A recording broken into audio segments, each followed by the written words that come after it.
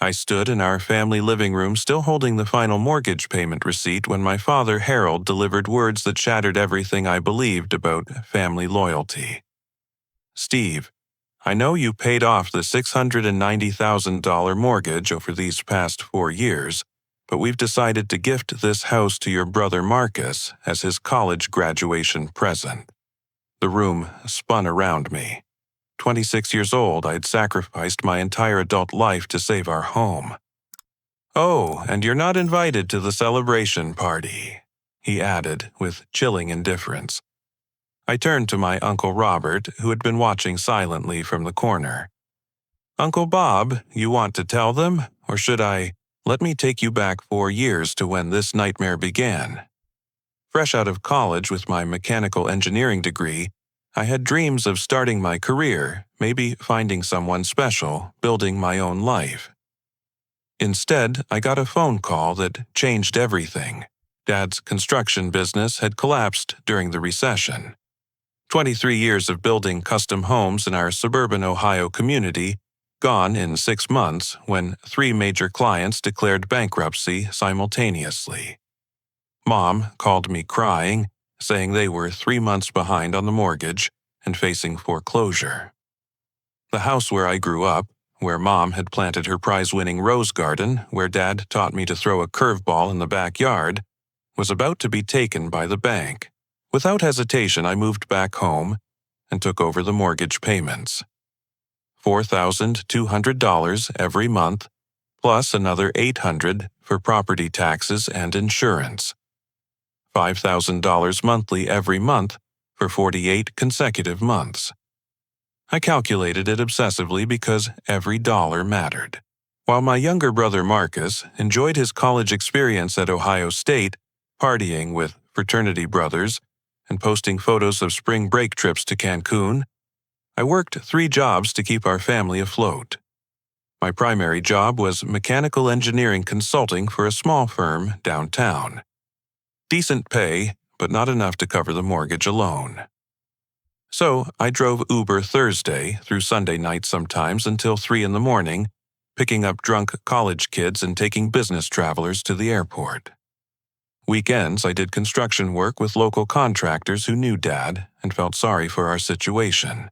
I lived on 99-cent ramen noodles and peanut butter sandwiches. My wardrobe consisted of 3 pairs of jeans and 8 shirts from the Goodwill store on Maple Street. I drove a beat-up Honda Civic with 212,000 miles that Dad had been planning to sell for scrap metal. The air conditioning died in July, the heater stopped working in November, and I never had money to fix either. My girlfriend Sarah lasted exactly 7 months into my sacrifice marathon. She was a marketing coordinator for a local tech startup, beautiful and ambitious with plans for weekend getaways and nice dinners. But I couldn't afford a $20 movie ticket, let alone weekend trips. She tried to be understanding at first, but eventually told me I cared more about my family than our future together. Her final words still echoed in my mind. "Steve, you're 24 years old, not 40. You shouldn't be living like a monk to pay your parents' bills." The worst part wasn't the exhaustion from working 16-hour days. It wasn't eating the same meal every night for 2 years. It wasn't watching friends get promoted, get married, buy their own homes while I lived in my childhood bedroom. The worst part was how my family treated my sacrifice as if it was expected, even resented.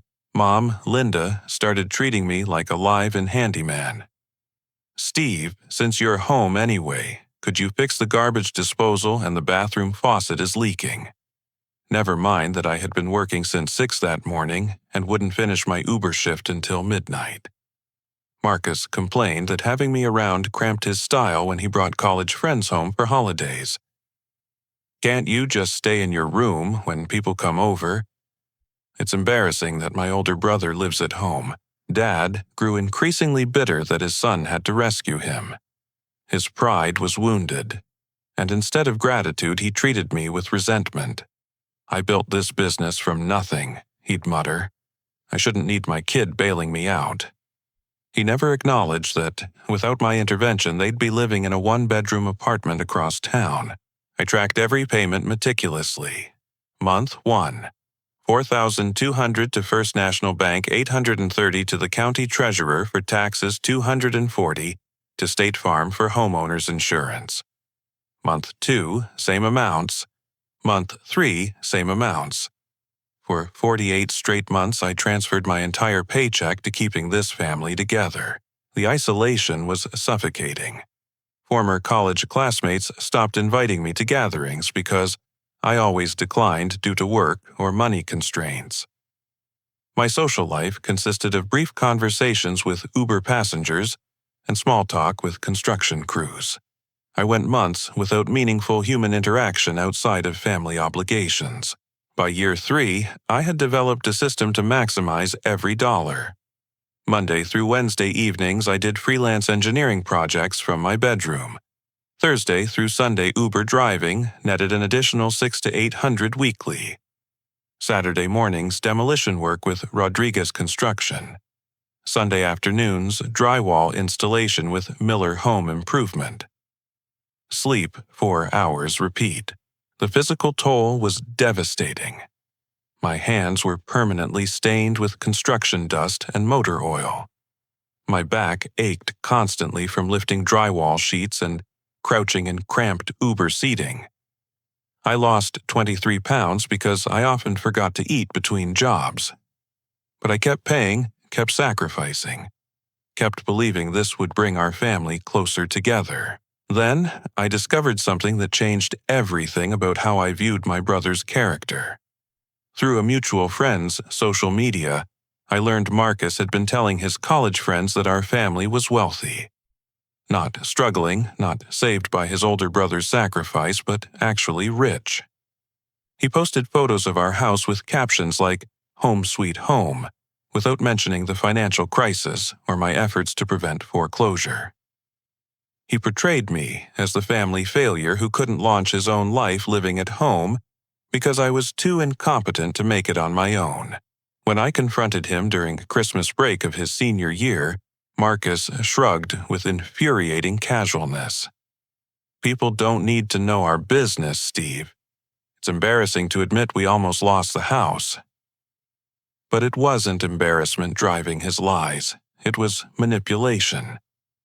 Marcus was using our family's perceived wealth to network with rich college friends, positioning himself for post-graduation opportunities while I literally paid for his deception. That night, staring at my bank account showing a balance of $87 after making the mortgage payment, I realized something devastating. My family didn't see my sacrifice as love. They saw it as weakness. Uncle Robert had been watching our family dynamics with growing disgust for months, as Dad's younger brother, Uncle Bob, had built his wealth the right way through education, hard work, and smart investing. While Dad chose construction work right out of high school, Uncle Bob earned his law degree from Case Western and established a thriving real estate law practice. He'd never needed anyone to rescue him because he'd never made the financial mistakes that destroyed Dad's business. But Uncle Bob understood family loyalty. When Dad's business collapsed, Uncle Bob had quietly helped behind the scenes, referring clients to me and providing free legal advice about bankruptcy alternatives. He'd watched me sacrifice my 20s to save people who seemed incapable of appreciating the gift they'd been given.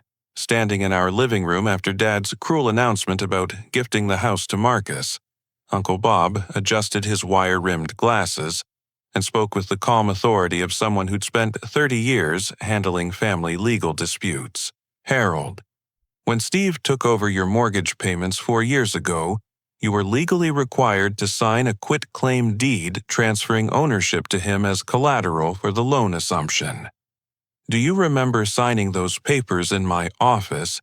The color drained from Dad's face like water down a broken drain. "That was just paperwork, Robert. Formality stuff for the bank. No, Harold. That was a legal transfer of property ownership. Steve owns this house, legally, completely, and irrevocably." Uncle Bob reached into his leather briefcase and produced a thick manila folder. "I have the original deed transfer notarized and filed with the county recorder's office. Steve's name is on the title. You cannot give away property you don't own. Mom, Linda, became hysterical instantly. That's impossible. This is our home. We raised our children here. She turned on me with vicious fury. How could you steal from your own family? We trusted you. Marcus, who had been lounging arrogantly in Dad's recliner, shot to his feet. This is insane. Steve's lying. He manipulated Dad into signing papers he didn't understand. His voice cracked with desperate panic as his graduation gift evaporated before his eyes. I felt like I was drowning in conflicting emotions. Relief that someone finally validated my legal position. Guilt about potentially leaving my family homeless. Anger that they'd planned to betray me so completely. But mostly, I felt hollow sadness that my own parents and brother saw me as an enemy to defeat rather than a son who'd saved them. Uncle Bob continued with devastating precision. The bank required the ownership transfer because Steve was assuming full financial responsibility for a debt he didn't create. It's standard procedure when someone takes over mortgage payments mid-term. I explained this to you at the time, Harold. Dad's voice became shaky and defensive. I don't remember it that way. You made it sound like temporary paperwork until we got back on our feet. I have my office notes from that meeting. You understood completely. In fact, you thanked me for structuring the arrangement to protect Steve's investment in the property. Mom sat down heavily on the couch, her hands shaking. So, what happens now? Do we lose our home anyway? Was everything Steve did pointless? Uncle Bob glanced at me with sympathetic understanding. That's entirely up to Steve. He owns the house. He can allow you to continue living here, sell it, or handle the situation however he chooses. Marcus exploded with entitled rage. This is insane. I've been telling everyone I'm getting this house for graduation. I've made commitments. People are expecting me to have my own place. What kind of commitments? I asked, though I dreaded the answer. Business commitments, networking opportunities. I was planning to host events here for potential employers. Marcus paced frantically around the living room. Do you have any idea how this makes me look? The selfishness was breathtaking. Even faced with the truth about legal ownership, Marcus was only concerned about his own embarrassment, not the 4 years I'd spent saving the home he wanted to claim as his own. But Uncle Bob wasn't finished delivering devastating news. His expression grew even more serious. There's something else you need to know, Steve. Harold came to my office 3 months ago, asking about legal ways to transfer the house to Marcus while cutting you out completely. He wanted to know if he could challenge the original deed transfer or find loopholes to reclaim ownership. The room fell silent, except for the ticking of Mom's antique grandfather clock. Dad couldn't meet my eyes. Marcus stared at the floor. Mom covered her face with her hands. You've been planning this betrayal for months. I said slowly, the magnitude of their deception finally becoming clear. This wasn't a spur-of-the-moment graduation gift idea. You've been scheming to steal my house and leave me with nothing after I saved you from losing everything. Dad finally looked up, his face flushed with shame and defiance. It's not stealing, Steve. We're your family. The house should stay in the family. I am family dad, or I thought I was. My voice was barely a whisper, as the betrayal cut deeper than any physical wound. I gave you 4 years of my life. I worked myself into exhaustion. I lost my girlfriend, my social life, my career advancement opportunities. I ate ramen noodles for dinner, while Marcus posted photos of expensive restaurant meals on social media. And your response is to plot how to legally steal from me.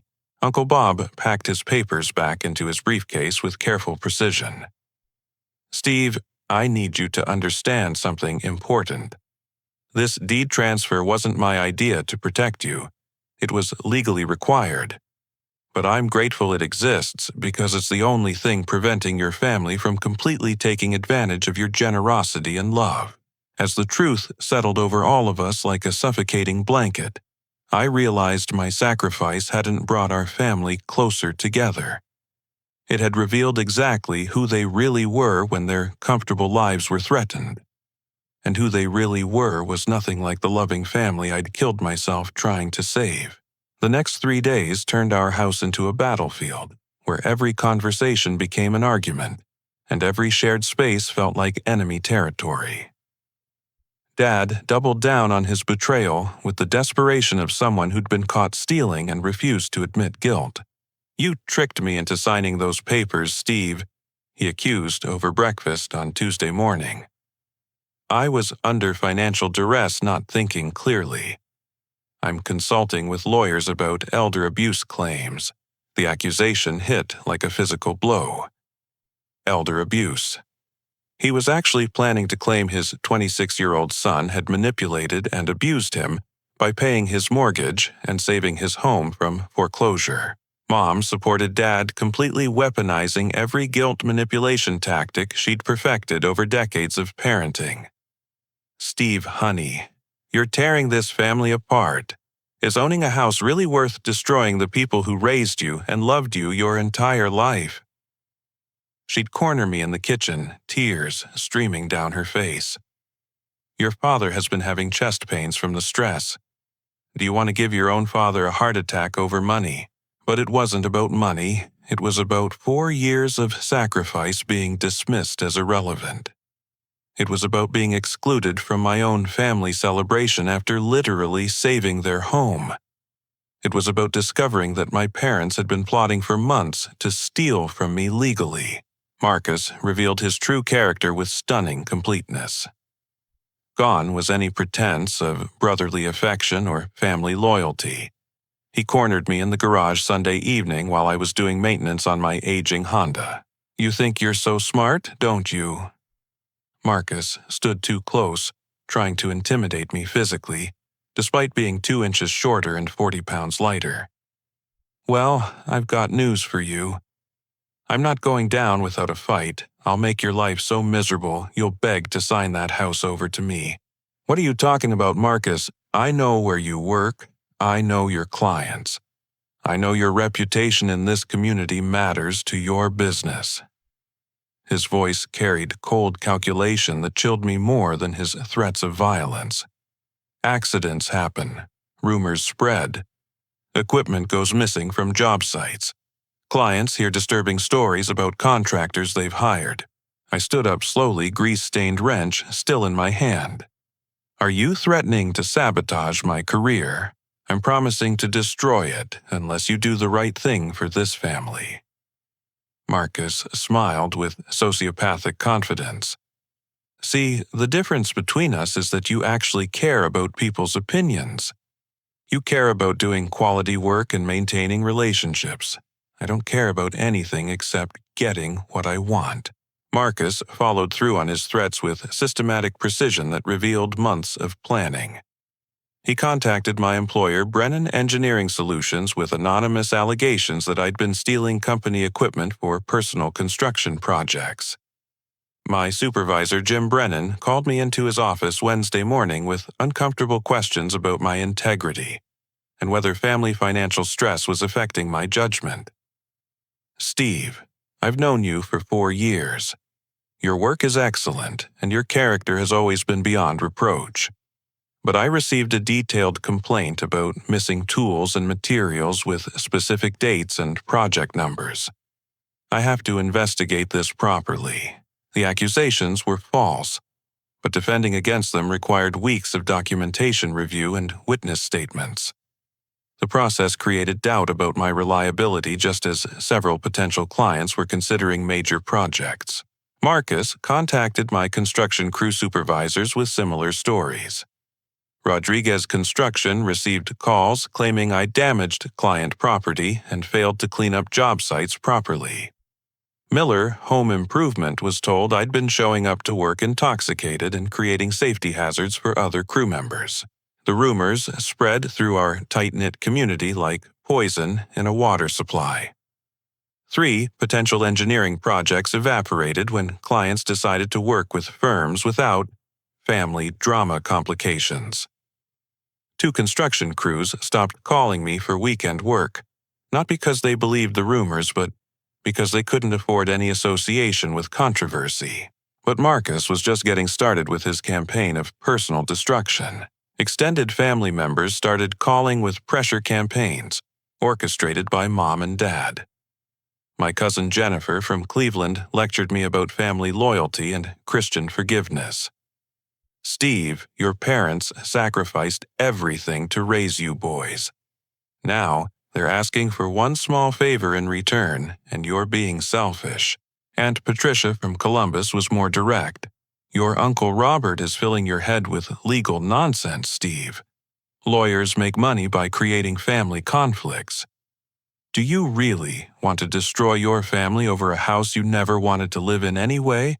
Great Uncle Frank, who was 91 and commanded enormous family respect, called personally to express his disappointment.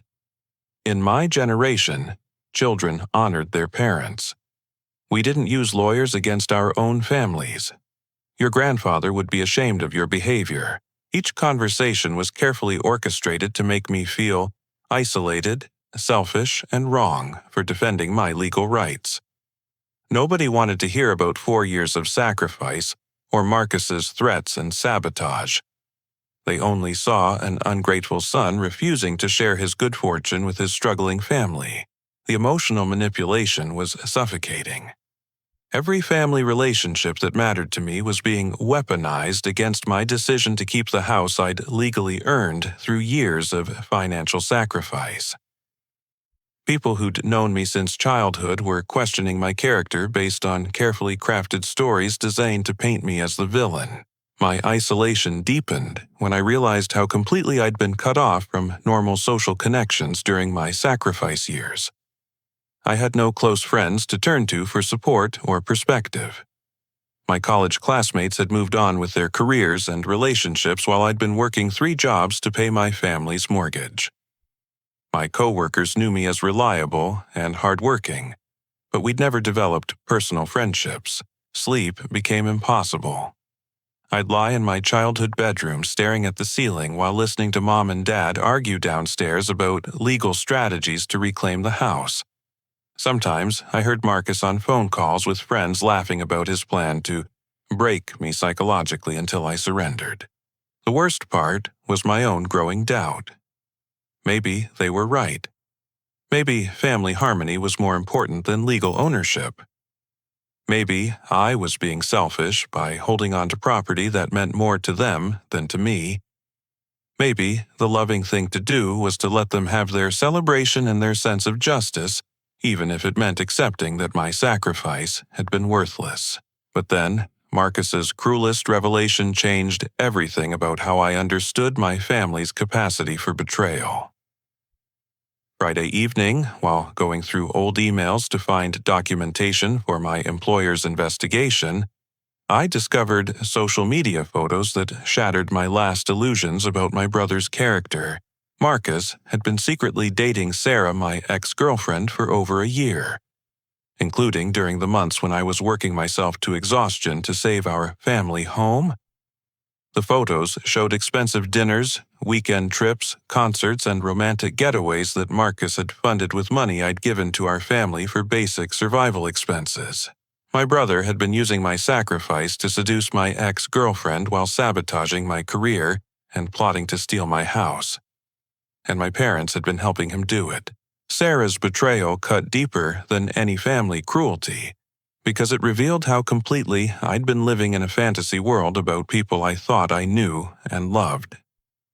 Scrolling through months of social media photos felt like archaeological excavation of my own destruction, with each image revealing another layer of systematic deception. The timeline was devastating in its precision. Sarah had broken up with me in October of my second sacrifice year, claiming she needed space to grow professionally and personally. 3 weeks later, Marcus posted his first photo with her at a fancy steakhouse in downtown Columbus. The caption read, Amazing dinner with an amazing woman. 247 likes, including one from my own mother. By Christmas, they were taking weekend trips to Chicago and Detroit, staying in boutique hotels that cost more per night than I spent on food for an entire month. Marcus documented everything with the narcissistic obsession of someone who enjoyed flaunting his deception. Ice skating at Millennium Park, Broadway shows, wine tasting tours through Michigan vineyard country. But the photos that destroyed me completely were from Sarah's birthday celebration in February.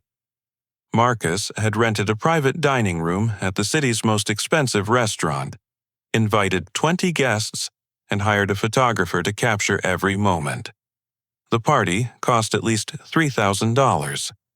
Money that came from my mortgage payments, my Uber earnings, my weekend construction work. I recognized several guests from my own relationship with Sarah. Her co-workers from the tech startup, her college roommate Katie, her sister Michelle, who'd always told me I was perfect for Sarah, and couldn't understand why we'd broken up. All celebrating while my brother used my money to buy the affection I couldn't afford. The psychological manipulation was breathtakingly cruel.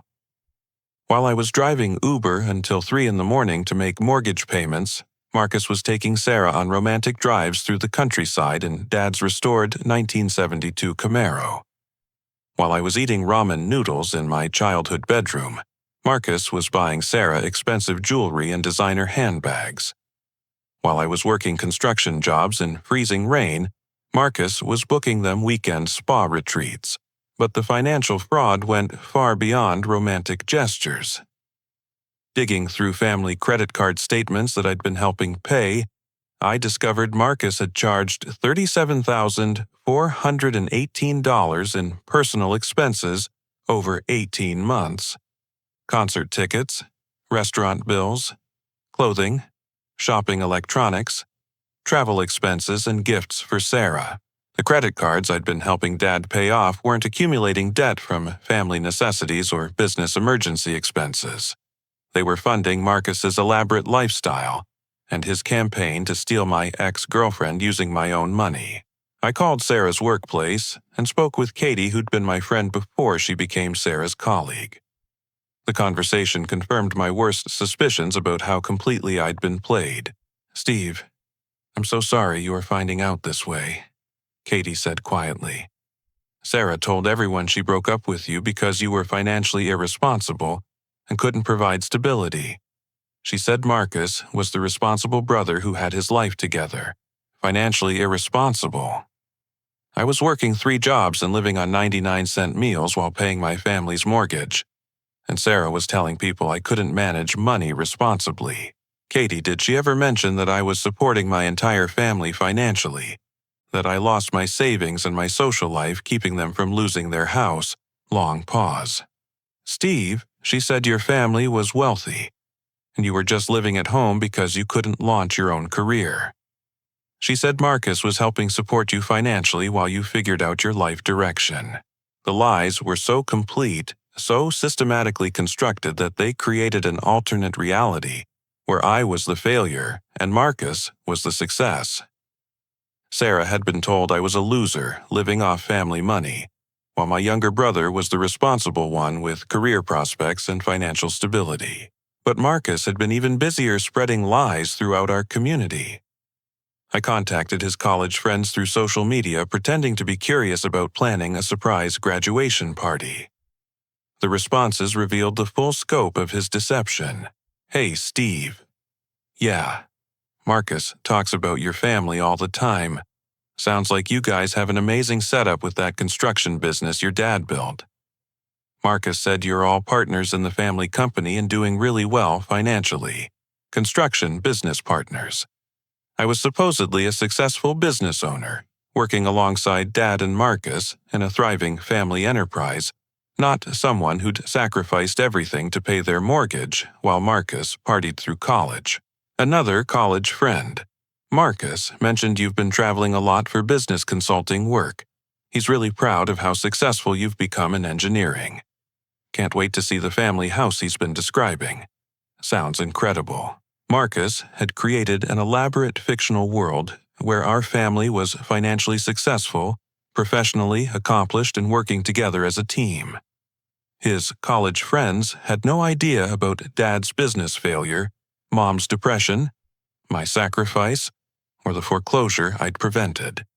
They thought they were celebrating a graduation gift from wealthy parents to their successful younger son. The networking implications were staggering. Marcus had used these lies to build relationships with wealthy college friends and their families, positioning himself for job opportunities and social connections that were based on completely false information about his background and character. Meanwhile, his sabotage campaign against my career was escalating. I received a call from Mrs. Patterson, an elderly widow, who'd hired me to design wheelchair accessibility modifications for her home.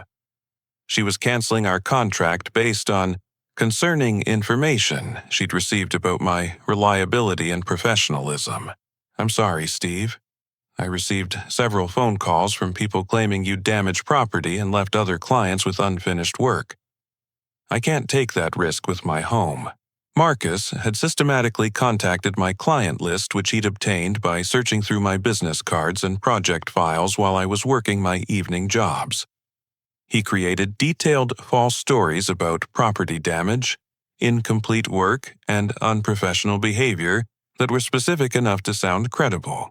My reputation in our small community was being destroyed by someone who knew exactly how much my professional integrity meant to both my income and my sense of personal identity.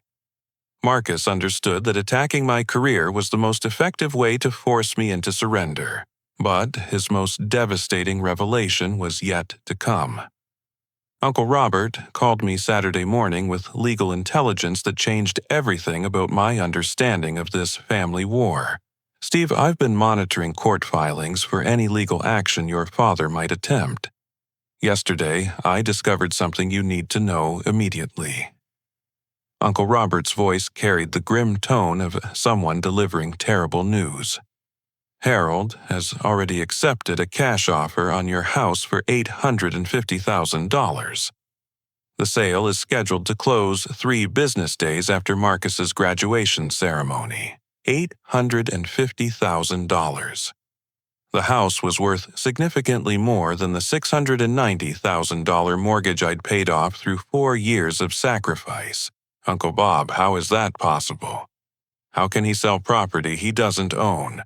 He can't complete the sale legally, but he's been meeting with real estate investors who specialize in distressed property acquisitions. Harold told them the house ownership was temporarily complicated by family legal issues, but that he expected to resolve the situation within days. He's planning to transfer the title to Marcus immediately after graduation, then complete the sale before anyone can stop him. The graduation gift had never been real. Marcus was never intended to live in the house or use it for networking events. Dad's plan was to deed the property to Marcus, sell it immediately for cash, and split the $160,000 profit between Dad, Mom, and Marcus, while leaving me with nothing except the legal bills required to stop them. My family wasn't just stealing my house. They were stealing my house to sell it for profit while making me pay for the legal fight to stop them. The cruelty was so complete, so calculated, that I finally understood what Uncle Bob had been trying to tell me about enabling versus loving. My family didn't see me as a son or brother who deserved gratitude and respect. They saw me as a resource to exploit until I was drained completely, then discarded when I was no longer useful. But their greed and arrogance had also given me the weapon I needed to fight back and win. Because Uncle Robert's law practice specialized in real estate fraud and attempted property theft, involving interstate buyers, carried serious legal consequences that could destroy them financially and professionally. The war was about to turn in my favor, and they had no idea what was coming. Sunday morning, I sat in Uncle Robert's law office reviewing 4 years of meticulously kept records that would become the foundation for my counterattack. My obsessive documentation of every payment, every sacrifice, Every family interaction was about to transform from painful evidence of my exploitation into legal weapons for my defense. Uncle Robert spread the documents across his conference table like a general planning a decisive military campaign. Bank statements showing every mortgage payment. Utility bills I'd covered during family emergencies. Credit card statements revealing Marcus's fraudulent spending. Screenshots of social media posts documenting his lies about our family's financial status. Text message threads showing Mom and Dad's manipulation attempts. "Steve, you've done something remarkable here," Uncle Robert said, adjusting his reading glasses as he reviewed my documentation. Most people in family exploitation situations have emotional evidence but no paper trail. You have enough concrete proof to file charges for credit card fraud, attempted real estate theft, and consumer fraud related to Marcus's lies to potential employers. But criminal charges were only one option. Uncle Robert outlined a strategic approach that would give my family one chance to end this war honorably before I destroyed them legally and financially. "We'll prepare a comprehensive legal package documenting your ownership of the house and your family's attempts to steal it. Then we'll present them with a choice. They can acknowledge your ownership, publicly abandon their theft schemes, and make restitution for the credit card fraud, or we'll pursue criminal charges and civil suits that will bankrupt them and destroy their reputations permanently." The evidence was overwhelming. Marcus's $37,000 credit card fraud was a felony. Dad's attempt to sell property he didn't own constituted real estate fraud. Their systematic campaign to damage my professional reputation met the legal definition of criminal harassment and defamation. My family had been so confident in their power to manipulate and exploit me that they'd created a paper trail of crimes that could send them to prison. But first, I needed to rebuild my professional reputation before Marcus's sabotage caused permanent career damage. I contacted every satisfied client from my 4 years of engineering and construction work, asking for written testimonials that would counter his false accusations. The response was immediate and overwhelming. Rodriguez Construction wrote a detailed letter praising my reliability, skill, and professionalism over dozens of projects. Mrs. Henderson, whose kitchen renovation I designed and built, called my supervisor personally to recommend me for complex residential projects. Jim Patterson, who owned Patterson Manufacturing, sent my employer documentation of 3 major projects I'd completed successfully ahead of schedule and under budget. "Steve, I don't know who's been spreading lies about your work, but anyone who knows you understands they're false," Rodriguez told me over the phone. "You're one of the most reliable contractors I've worked with in 25 years. If you decide to start your own engineering firm, I'll be your first major client, starting my own firm." The idea had never occurred to me during my sacrifice years because I'd been focused entirely on family survival. But with the house legally mine and my professional reputation restored, I could finally pursue the career advancement I delayed for 4 years.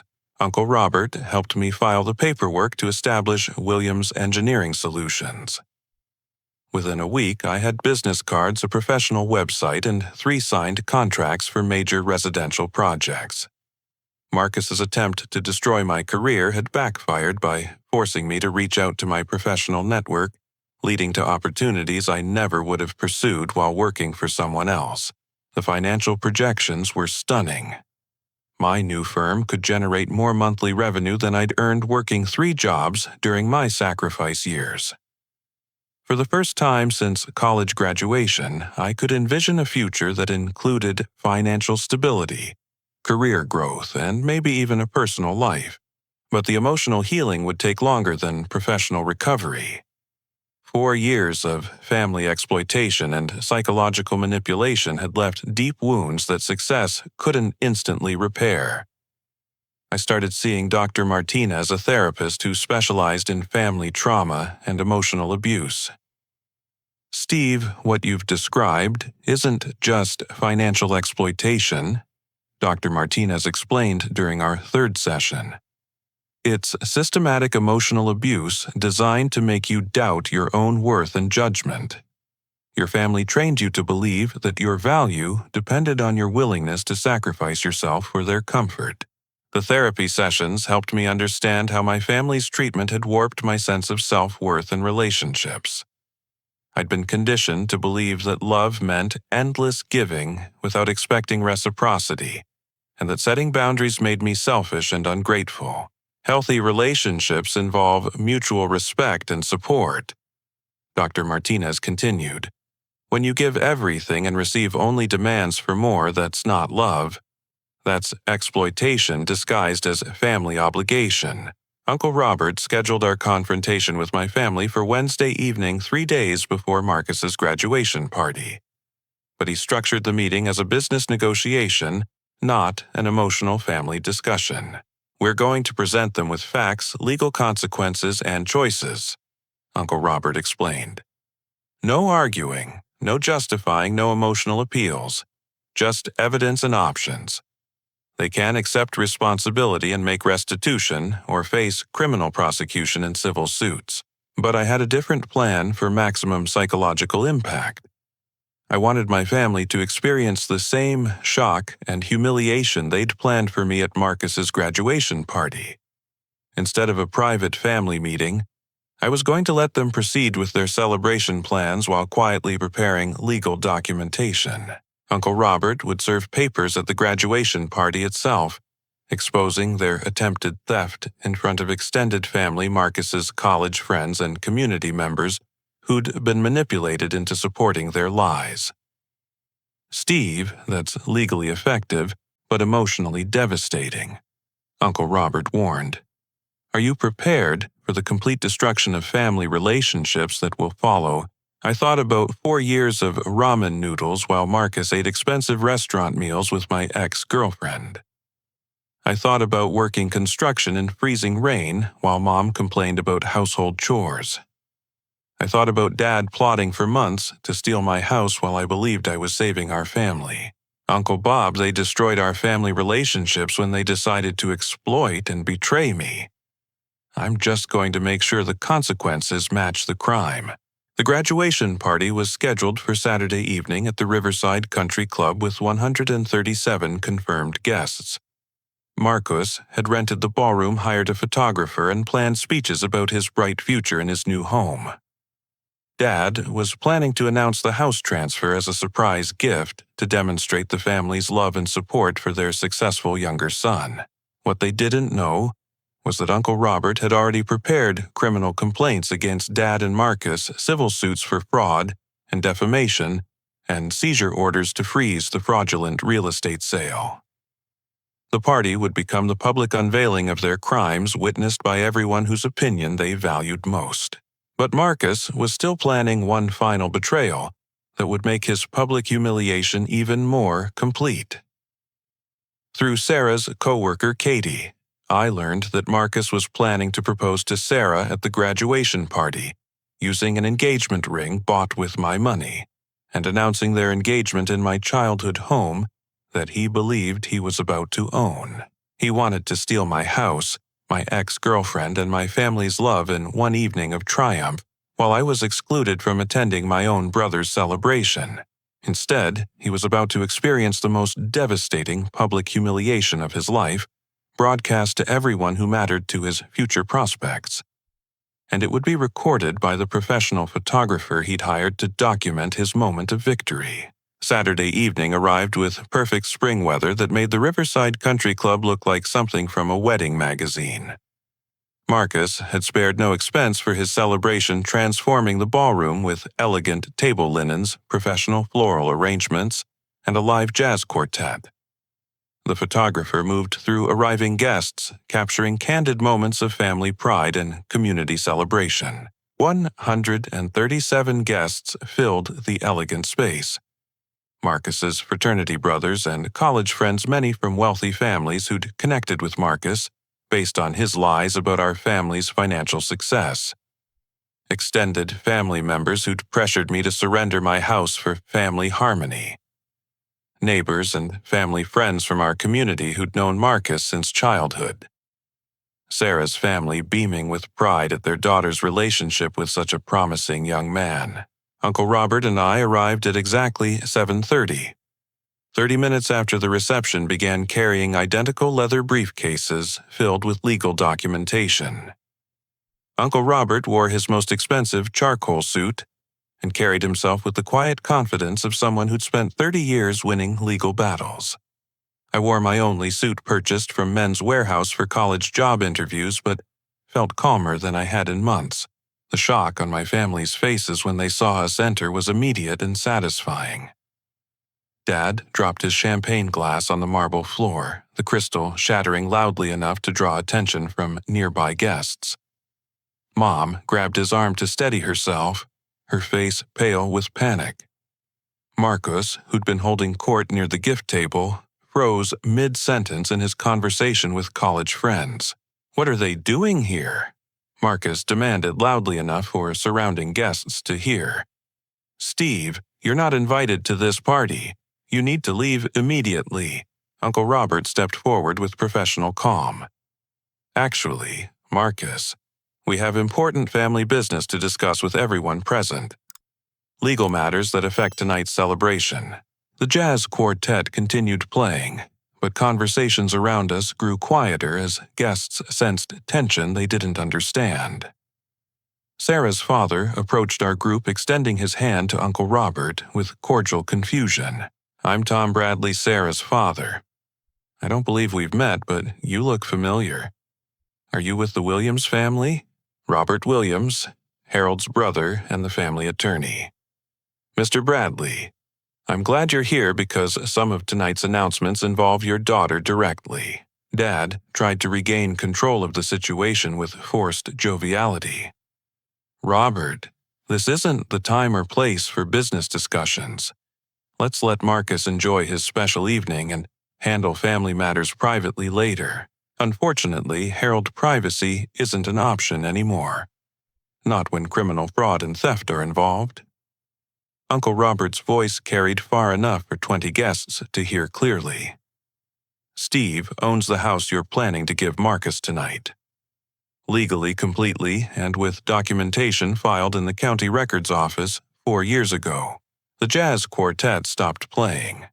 Conversations throughout the ballroom halted as guests turned toward our increasingly public family drama. Marcus's college friend Jason stepped closer, confusion evident on his face. Wait, what do you mean? Steve owns the house. Marcus has been telling us his parents are giving him the family home as a graduation gift."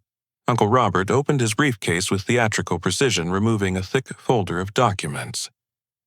"Steve has legally owned this family's house for 4 years since he took over the mortgage payments to prevent foreclosure. He's paid $690,000 of his own money to save property that Harold and Linda were about to lose to the bank."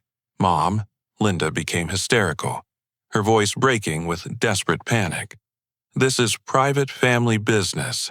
You can't discuss our personal finances in public like this. It became public business when you attempted to commit real estate fraud." Uncle Robert replied calmly. He handed copies of the original deed transfer to several guests, including Tom Bradley and Jason. Harold signed ownership of the house to Steve as collateral when Steve assumed the mortgage debt. Tonight's supposed gift is actually an attempt to steal property worth $850,000. The crowd around us grew larger as word spread through the ballroom that something dramatic was happening. I recognized several of Dad's former business associates' neighbors who'd known our family for decades, and Marcus's college friends who'd been lied to about our financial situation. Marcus exploded with desperate fury. "This is insane.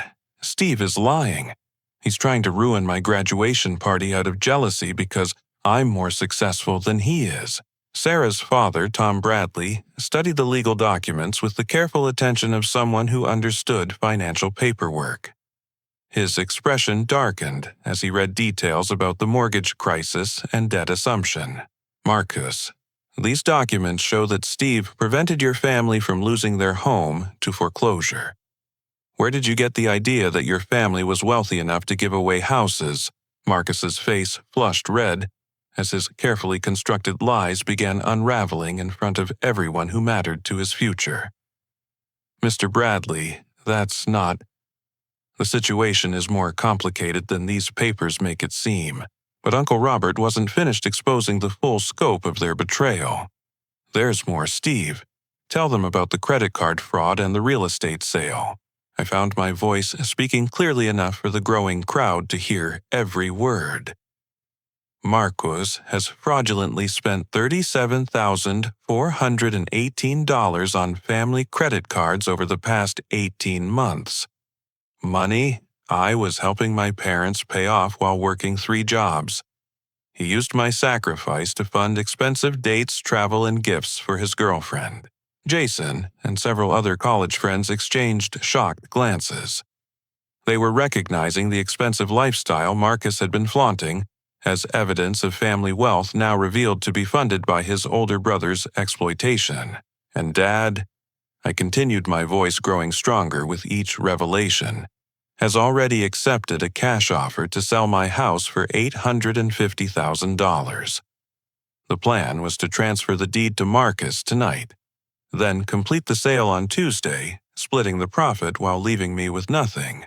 Tom Bradley's face showed complete disgust as he processed the implications. Let me understand this correctly. Steve sacrificed 4 years of his life to save your family home from foreclosure. Your response was to plot stealing his house to sell it for profit while excluding him from your family celebration. Dad tried one last desperate defense. Tom, you don't understand the full situation. Steve is being influenced by lawyers who profit from family disputes. This is about greed, not justice. Uncle Robert smiled with cold satisfaction. Actually, Harold let me address that accusation directly. I've been representing Steve without compensation because I couldn't stand watching my nephew being exploited by his own family. But if we're discussing greed, let's talk about your business relationship with Marcus. He produced another set of documents from his briefcase. Harold, would you like to explain to everyone how you and Marcus plan to use the house sale profits to fund a new construction business with Marcus as your partner, specifically excluding Steve despite his years of financial support? The final revelation created complete silence in our section of the ballroom. Even the waitstaff stopped serving drinks as they sensed the drama unfolding. Marcus had not only stolen my house and my ex-girlfriend, but had planned to use the theft profits to start the business partnership with Dad that should have been offered to me after years of family sacrifice. Sarah's mother approached our group, her face showing maternal fury that reminded me painfully of how my own mother should have protected me. Marcus Williams, you've been lying to our family for over a year about your background, your character, and your intentions. How dare you involve my daughter in your deception and theft?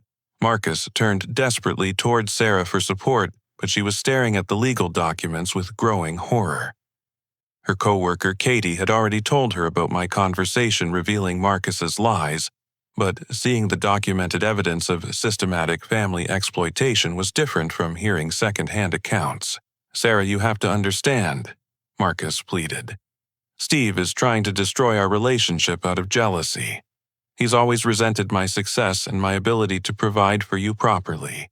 Sarah's voice was quiet, but clear enough for surrounding guests to hear.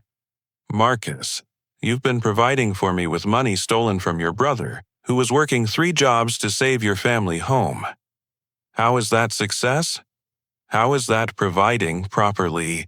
The photographer Marcus had hired to document his triumph was capturing every moment of his humiliation, including Sarah removing his fraternity ring from her finger and placing it on the gift table before walking away toward her family. Uncle Robert delivered the final legal blow with prosecutorial precision. Marcus Williams and Harold Williams, you're being served with criminal complaints for credit card fraud, attempted real estate theft defamation, and conspiracy to commit consumer fraud. You have 72 hours to respond through legal counsel or warrants will be issued for your arrest.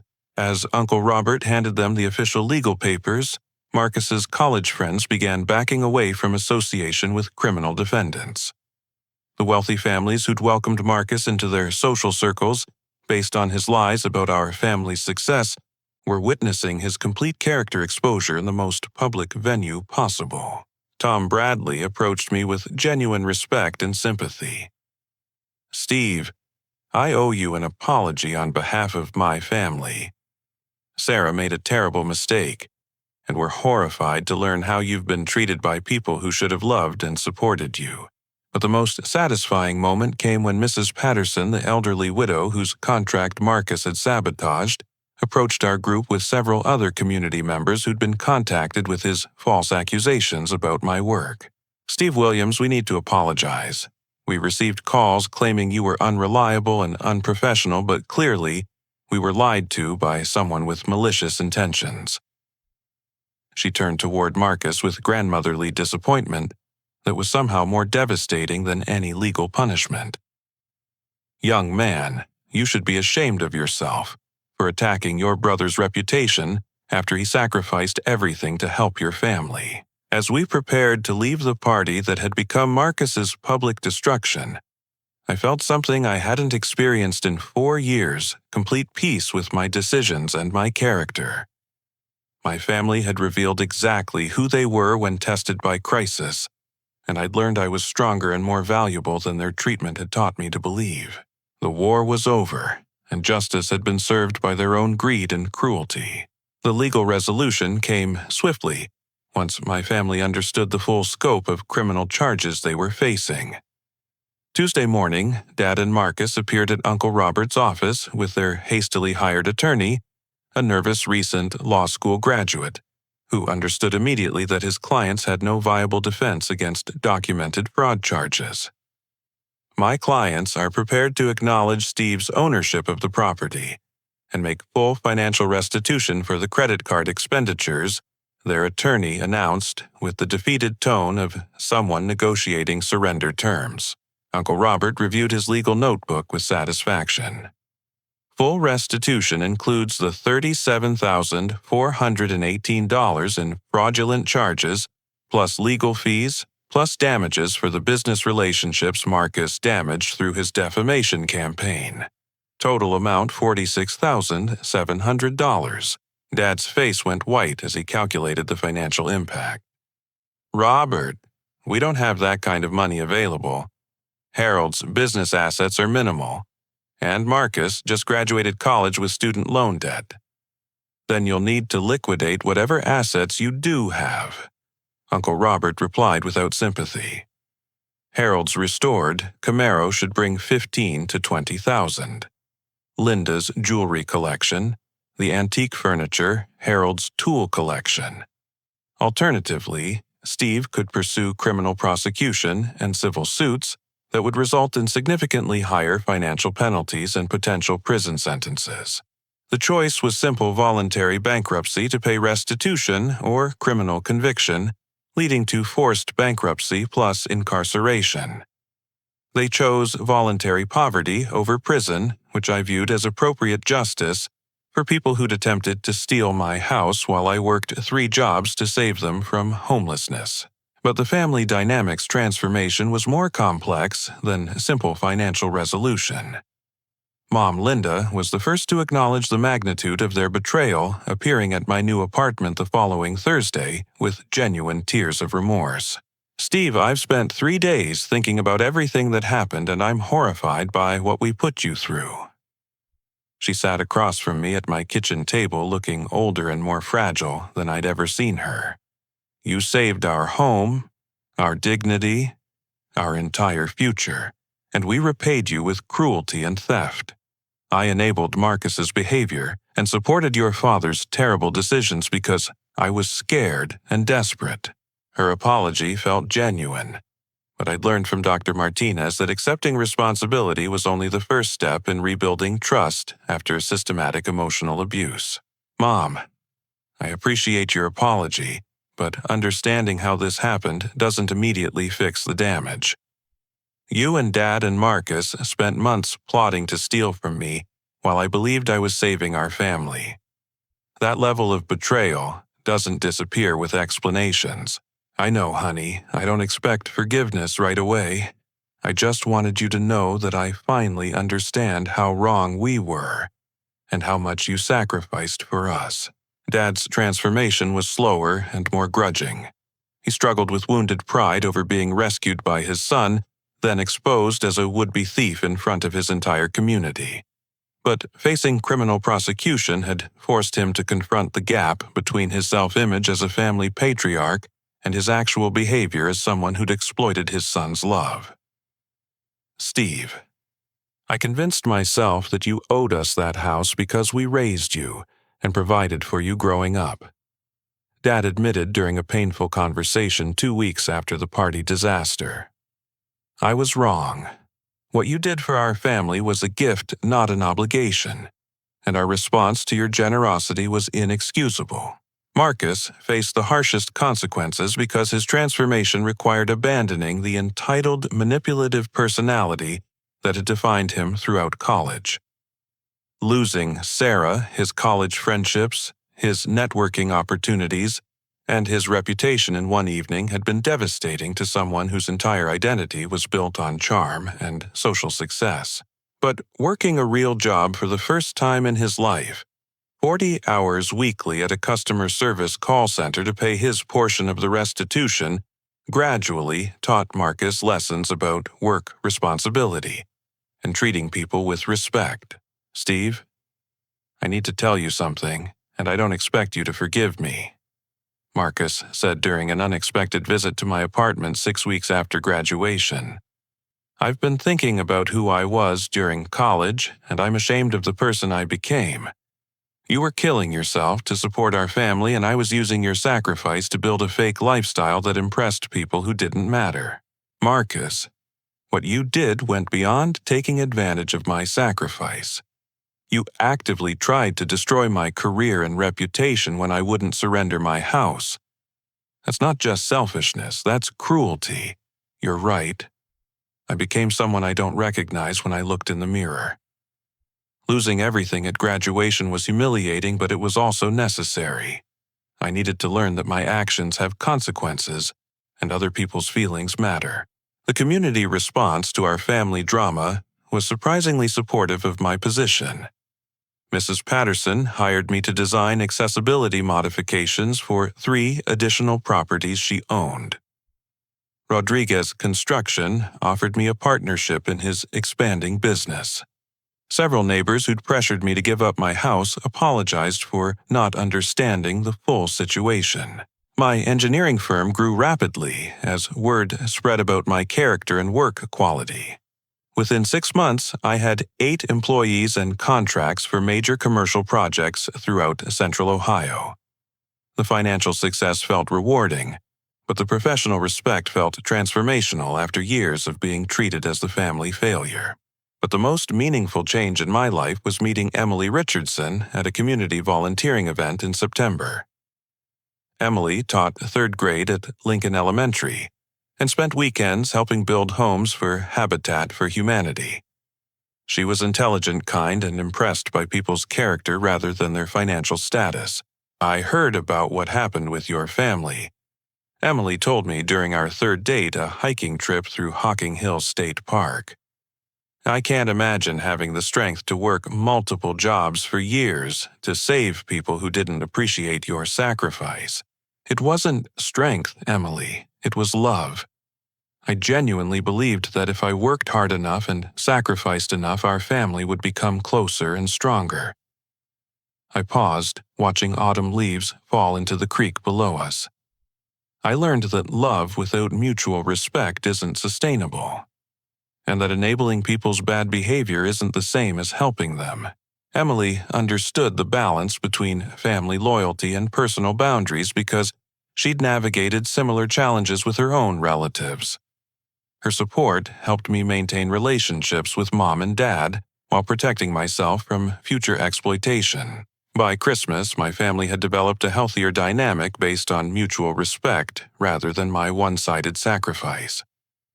Mom and Dad invited me to holiday dinner, but as an honored guest rather than an expected caretaker. Marcus contributed equally to family expenses instead of assuming others would cover his costs.